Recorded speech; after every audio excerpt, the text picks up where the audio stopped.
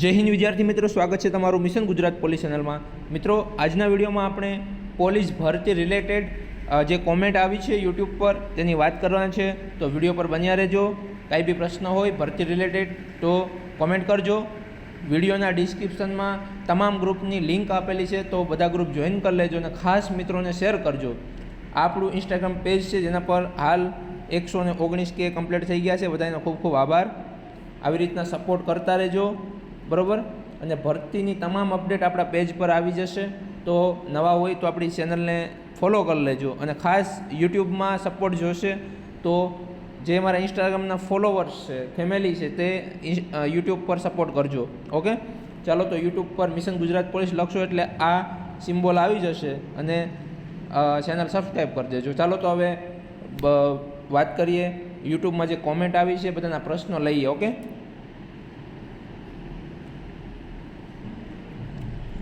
પહેલો પ્રશ્ન છે કે ભાઈ, મારે 12થનું ઇક્વિવેલન્ટ સર્ટિફિકેટ છે, તો મારે ફોર્મ ભરવું ત્યારે કયા માર્ક અપલોડ કરવા અને કઈ માર્કશીટ અપલોડ કરવાની? તો ભાઈ, તમે જે પણ ડિગ્રી કરેલી હોય બારમામાં, arts, commerce, science, ITI, diploma જે પણ કરેલું હોય, NIOSમાંથી કરેલું હોય, દિલ્હી ઇન્સ્ટિટ્યૂટ હોય, જે હોય, ઇક્વિવેલન્ટ સર્ટિફિકેટ અપલોડ કરવાનું નહીં થાય। 12 પાસ સમકક્ષ તમારી પાસે રિઝલ્ટ હોવું જોઈએ। મતલબ કે કોઈ બી એક વિષયની તમે એક્ઝામ દીધી છે, બરાબર, ઇંગ્લિશ છે અથવા કોઈ પણ વિષયની, તો એ વિષયનો તમારે માર્કશીટ અપલોડ કરવાની થશે। ઓકે, તમે મને મારા નંબર પર એવું હોય તો તમારું સર્ટિફિકેટ મોકલી આપજો। જો સ્ક્રીન ઉપર નંબર લખું છું એની ઉપર તમે વોટ્સએપ કરી દેજો। ઓકે, 73886983। ઓકે, તો આ નંબર પર તમારો જે માર્કશીટ, ઇક્વિવેલન્ટ સર્ટિફિકેટ જે હોય એ આના પર મોકલી આપજો, હું તમને જોઈને કહી દઈશ। ઓકે, ચાલો આગળ વધીએ।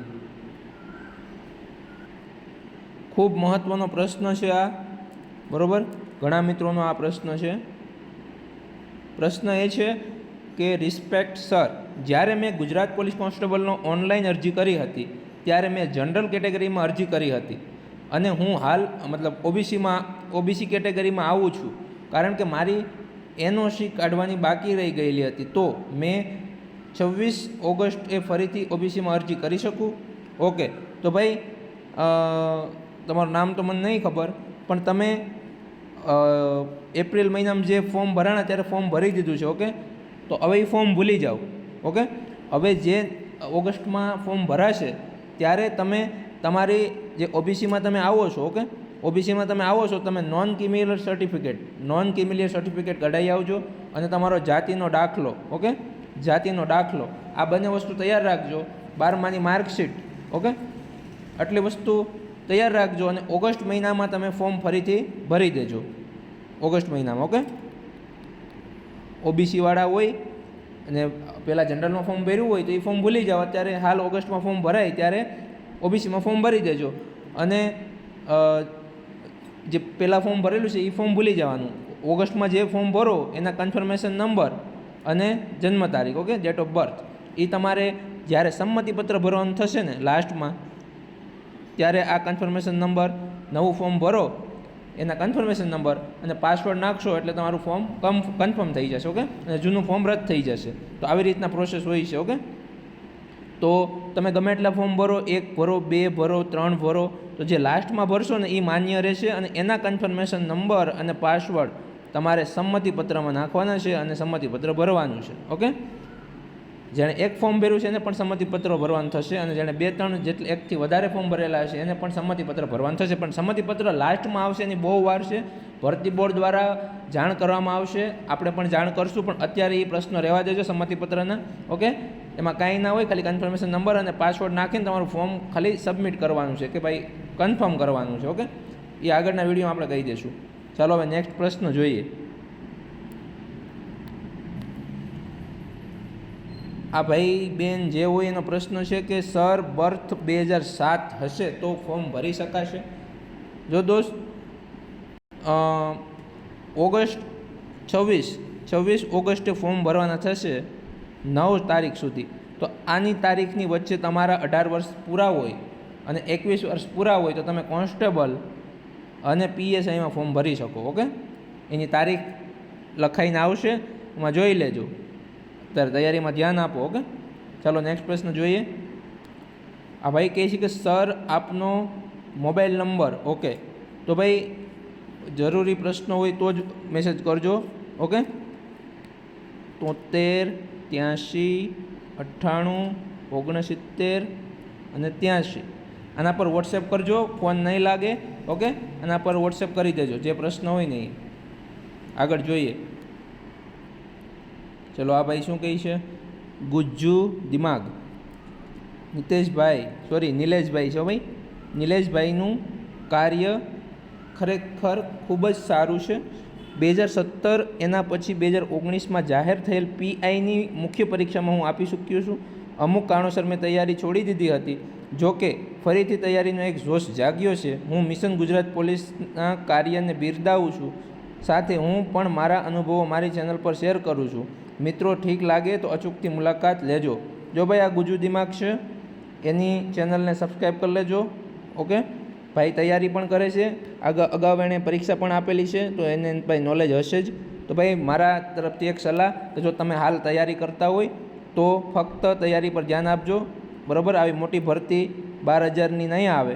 ઓકે, જેની તમે તૈયારી કરતા હોય, કોન્સ્ટેબલ હોય, PSI હોય કે જે હોય. ઓકે, તો તમે પણ તૈયારી કરજો. અને ભાઈ આ ભાઈની ચેનલને સબસ્ક્રાઈબ કરી લેજો, ગુજ્જુ દિમાગ. ઓકે, ચાલો આગળ વધીએ.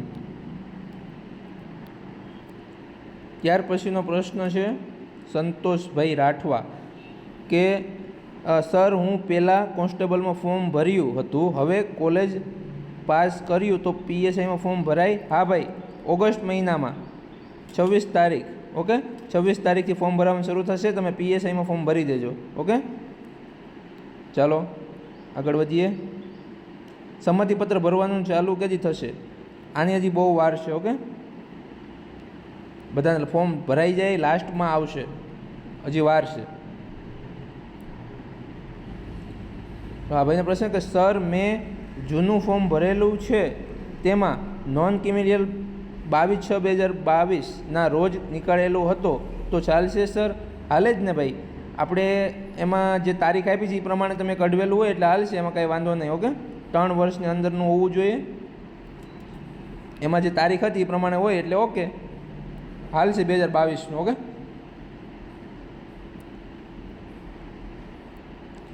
ચલો આ પ્રશ્ન મહત્ત્વનો છે કે 12માં કેટલા ટકા જોશે? જો ભાઈ 12 પાસ હોય, 12 પાસ ખાલી. ઓકે, 33%. આપણે ખાલી 33% જ જોઈએ છે. પછી 33% ગમે એટલા હોય હાલશે. 12 પાસ, 1 ટ્રાય હોય, 2 ટ્રાય હોય. ઓકે, જેટલી ટ્રાય હોય એમાં જે છેલ્લી ટ્રાય હોય ને તમે 12મું પાસ થયા હોય એનું તમારે રિઝલ્ટ અપલોડ કરવાનું છે. છેલ્લી ટ્રાય હોય. ઓકે, 2021-22 જ્યારે પાસ કર્યું હોય તમે, છેલ્લી ટ્રાય હોય, 2-3 ટ્રાયવાળા માટે છે, છેલ્લું રિઝલ્ટ તમારે અપલોડ કરવાનું છે. ઓકે, ટકા 33% અથવા ગમે એટલા હોય હાલશે. 12 પાસ હોવા જોઈએ. ઓકે, અને હા, તમે 2-3 ટ્રાય આપીએ છીએ તો ટકા કેટલા નાખવા એમ વિચારતા હશો, તો ભાઈ એમાં છે ને જેટલા માર્ક હોય ને એ પ્રમાણે ટકા નાખી દેવાના. અથવા 33% નાખી દેશો ને તો તમને કોઈ ફેલ નહીં કરે. ઓકે, આ બધું ડોક્યુમેન્ટ વેરિફિકેશન વખતે જોઈએ. અત્યારે કાંઈ નહીં, અત્યારે તમે ખાલી ફોર્મ ભરી દેવાનું છે. હો, એટલે ભાઈ વિડીયો સારો લાગતો હોય તો ભાઈ સબસ્ક્રાઈબ કરજો ચેનલને, ખાસ મિત્રોને શેર કરજો. આપણે સબસ્ક્રાઈબર હજી બહુ ઘણા ઓછા છે, ચેનલ મોટી કરવાની છે. ઓકે, ચલો તો મિત્રો, કાંઈ પ્રશ્ન હોય ભરતી રિલેટેડ તો કોમેન્ટ કરજો, અને નંબર આપેલા છે, કંઈ કામ હોય તેમાં મેસેજ કરી શકો. ઓકે, તો ચાલો તૈયારી પર ધ્યાન આપજો, અને ખાસ ચેનલ સબસ્ક્રાઈબ કરજો અને મિત્રોને શેર કરજો. ચાલો તો હવે મળીએ નેક્સ્ટ વિડીયોમાં. જય હિન્દ, વંદે માતરમ.